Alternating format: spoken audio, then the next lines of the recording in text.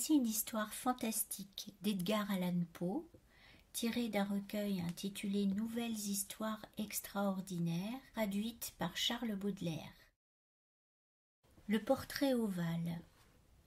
Le château dans lequel mon domestique s'était avisé de pénétrer de force, plutôt que de me permettre, déplorablement blessé comme je l'étais, de passer une nuit en plein air, était un de ces bâtiments, mélange de grandeur et de mélancolie, qui ont si longtemps dressé leurs fronts sourcilleux au milieu des Apennins, aussi bien dans la réalité que dans l'imagination de Mistress Radcliffe. Selon toute apparence, il avait été temporairement ou tout récemment abandonné. Nous nous installâmes dans une des chambres les plus petites et les moins somptueusement meublées.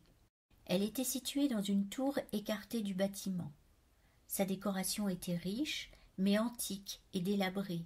Les murs étaient tendus de tapisseries et décorés de nombreux trophées héraldiques de toutes formes, ainsi que d'une quantité vraiment prodigieuse de peintures modernes, pleines de style, dans de riches cadres d'or d'un goût arabesque. Je pris un profond intérêt, ce fut peut-être mon délire qui commençait qui en fut cause, je pris donc un profond intérêt à ces peintures qui étaient suspendues non seulement sur les faces principales des murs, mais aussi dans une foule de recoins que la bizarre architecture du château rendait inévitables. Si bien que j'ordonnai à Pedro de fermer les lourds volets de la chambre, puisqu'il faisait déjà nuit, d'allumer un grand candélabre à plusieurs branches placé près de mon chevet et d'ouvrir tout grand les rideaux de velours noir garnis de crépines qui entouraient le lit. Je désirais que cela fût ainsi, pour que je pusse au moins, si je ne pouvais pas dormir, me consoler alternativement par la contemplation de ces peintures et par la lecture d'un petit volume que j'avais trouvé sur l'oreiller et qui en contenait l'appréciation et l'analyse. Je lus longtemps. Je contemplais religieusement, dévotement. Les heures s'envolèrent, rapides et glorieuses, et le profond minuit arriva. La position du candélabre me déplaisait, et, étendant la main avec difficulté pour ne pas déranger mon valet assoupi, je plaçai l'objet de manière à jeter les rayons en plein sur le livre. Mais l'action produisit un effet absolument inattendu. Les rayons des nombreuses bougies, car il y en avait beaucoup, tombèrent alors sur une niche de la chambre que l'une des colonnes du lit avait jusque-là couverte d'une ombre profonde. J'aperçus dans une vive lumière une peinture qui m'avait d'abord échappé.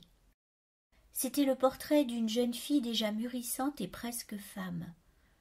Je jetai sur la peinture un coup d'œil rapide et je fermai les yeux.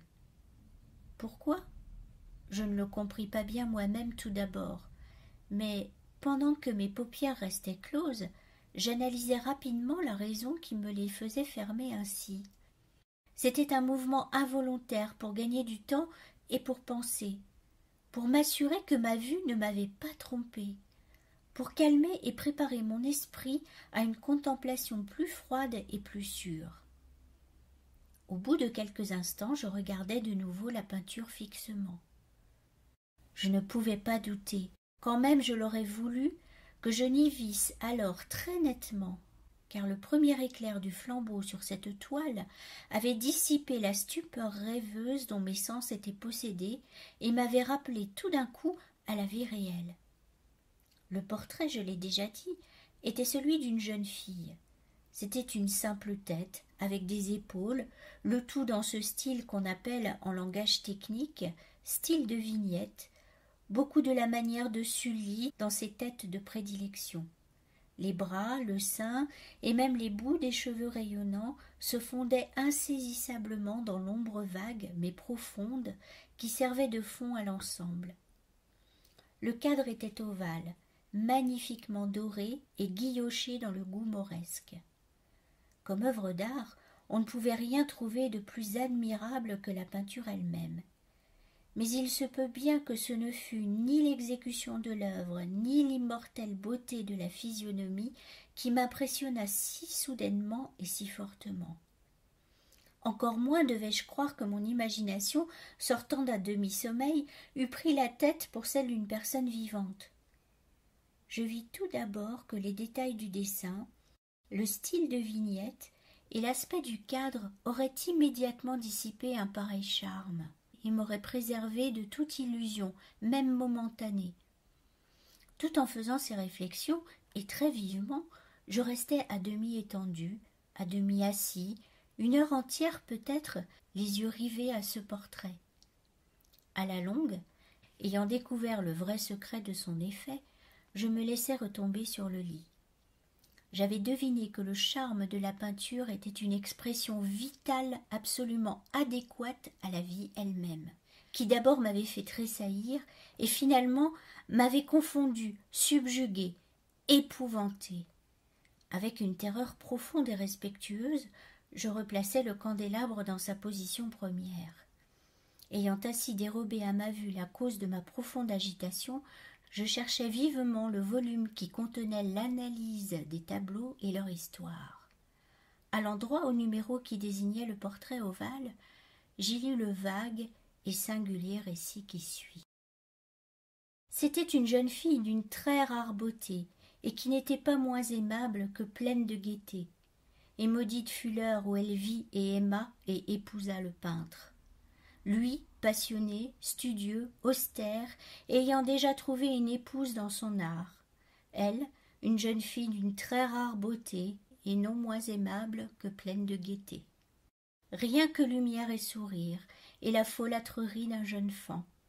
Aimant et chérissant toutes choses, ne haïssant que l'art qui était son rival, ne redoutant que la palette et les brosses et les autres instruments fâcheux qui la privaient de la figure de son adoré.